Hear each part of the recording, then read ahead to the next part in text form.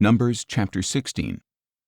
Now Korah, son of Izhar, the son of Kohath, son of Levi, along with some Reubenites, Dathan and Abiram, sons of Eliab, and On, son of Peleth, conducted a rebellion against Moses, along with 250 men of Israel renowned as leaders of the congregation and representatives in the assembly. They came together against Moses and Aaron and told them, "You have taken too much upon yourselves, for everyone in the entire congregation is holy, and the Lord is in their midst.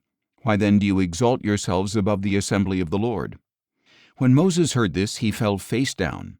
Then he said to Korah and all his followers, "Tomorrow morning the Lord will reveal who belongs to him and who is holy, and he will bring that person near to himself. The one he chooses, he will bring near to himself. You, Korah, and all your followers are to do as follows. Take censers, and tomorrow you are to place fire and incense in them in the presence of the Lord. Then the man the Lord chooses will be the one who is holy. It is you, sons of Levi, who have taken too much upon yourselves." Moses also said to Korah, "Now listen, you sons of Levi. Is it not enough for you that the God of Israel has separated you from the congregation of Israel and brought you near to himself to perform the work at the Lord's tabernacle and to stand before the congregation to minister to them? He has brought you near, you and all your fellow Levites, but you are seeking the priesthood as well. Therefore it is you and all your followers who have conspired against the Lord. As for Aaron, who is he that you should grumble against him?" Then Moses summoned Dathan and Abiram, the sons of Eliab. But they said, "We will not come. Is it not enough that you have brought us up out of a land flowing with milk and honey to kill us in the wilderness? Must you also appoint yourself as ruler over us? Moreover, you have not brought us into a land flowing with milk and honey, or given us an inheritance of fields and vineyards. Will you gouge out the eyes of these men? No, we will not come."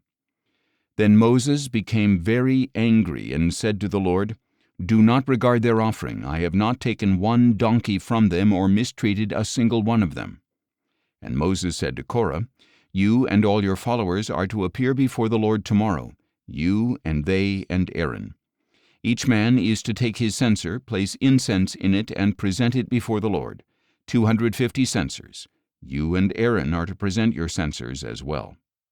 So each man took his censer, put fire and incense in it, and stood with Moses and Aaron at the entrance to the tent of meeting. When Korah had gathered his whole assembly against them at the entrance to the tent of meeting, the glory of the Lord appeared to the whole congregation. And the Lord said to Moses and Aaron, "Separate yourselves from this congregation, so that I may consume them in an instant." But Moses and Aaron fell face down and said, "O God, the God of the spirits of all flesh, when one man sins, will you be angry with the whole congregation?" Then the Lord said to Moses, "Tell the congregation to move away from the dwellings of Korah, Dathan, and Abiram." So Moses got up and went to Dathan and Abiram, and the elders of Israel followed him. And he warned the congregation, "Move away now from the tents of these wicked men. Do not touch anything that belongs to them, or you will be swept away because of all their sins." So they moved away from the dwellings of Korah, Dathan, and Abiram. Meanwhile Dathan and Abiram had come out and stood at the entrances to their tents with their wives and children and infants. Then Moses said, "This is how you will know that the Lord has sent me to do all these things, for it was not my own doing. If these men die a natural death, or if they suffer the fate of all men, then the Lord has not sent me. But if the Lord brings about something unprecedented, and the earth opens its mouth and swallows them and all that belongs to them, so that they go down alive into Sheol, then you will know that these men have treated the Lord with contempt." As soon as Moses had finished saying all this, the ground beneath them split open, and the earth opened its mouth and swallowed them and their households, all Korah's men and all their possessions. They went down alive into Sheol with all they owned. The earth closed over them, and they vanished from the assembly. At their cries, all the people of Israel who were around them fled, saying, "The earth may swallow us too." And fire came forth from the Lord and consumed the 250 men who were offering the incense. Then the Lord said to Moses, "Tell Eleazar son of Aaron the priest to remove the censers from the flames and to scatter the coals far away, because the censers are holy. As for the censers of those who sinned at the cost of their own lives, hammer them into sheets to overlay the altar, for these were presented before the Lord and so have become holy. They will serve as a sign to the Israelites." So Eleazar the priest took the bronze censers brought by those who had been burned up, and he had them hammered out to overlay the altar, just as the Lord commanded him through Moses. This was to be a reminder to the Israelites that no outsider who is not a descendant of Aaron should approach to offer incense before the Lord, lest he become like Korah and his followers. The next day the whole congregation of Israel grumbled against Moses and Aaron, saying, "You have killed the Lord's people." But when the congregation gathered against them, Moses and Aaron turned toward the tent of meeting, and suddenly the cloud covered it, and the glory of the Lord appeared.